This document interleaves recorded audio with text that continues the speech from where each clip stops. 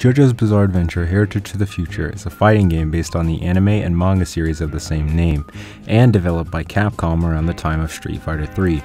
Based on Part 3 of JoJo, which first introduced stands, Heritage features Jotaro Kujo, the best JoJo, as well as his companions and the enemies they face along the way. This is a 4-button game with light, medium, heavy, and a stand button you can activate your stand with. Stands are a power system in JoJo's Bizarre Adventure that are directly tied to their users. They're basically astral projections of their users fighting spirits and come with abilities that represent their user in one way or another.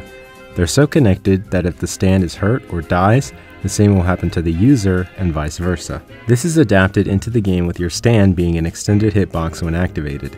There's also a stand gauge, which is sort of like a separate health bar for your stand that takes damage when you're hit and chip when you block. When the stand meter runs out, you'll get a stand crash, which is similar to a guard break. While having your stand activated can give you access to better normals and tools and generally makes you stronger, it's best to not just have it out whenever you can help it. Also, every character with the exception of one has a stand, but not every character has access to stand gauges. Stands have a quick combo that can be done by pressing light, medium, then heavy in succession, and an assist attack that can be done with quarter circle forward or 2-3-6 stand button. Characters with an active stand have a special super called a tandem, where in it your stands attack alongside you.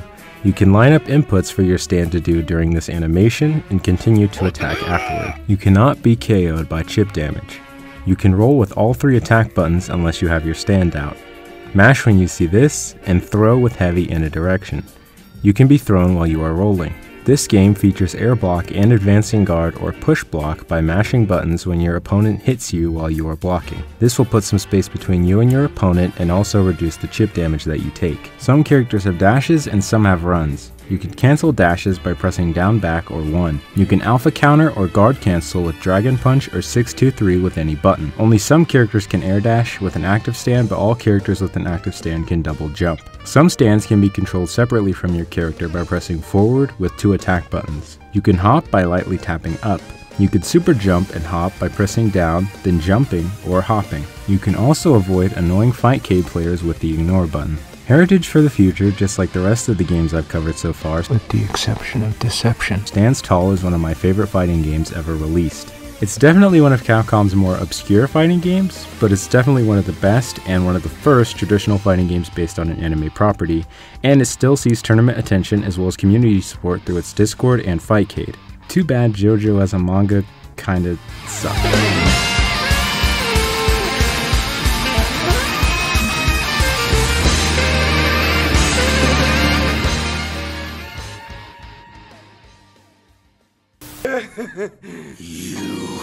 I'll fucking kill you!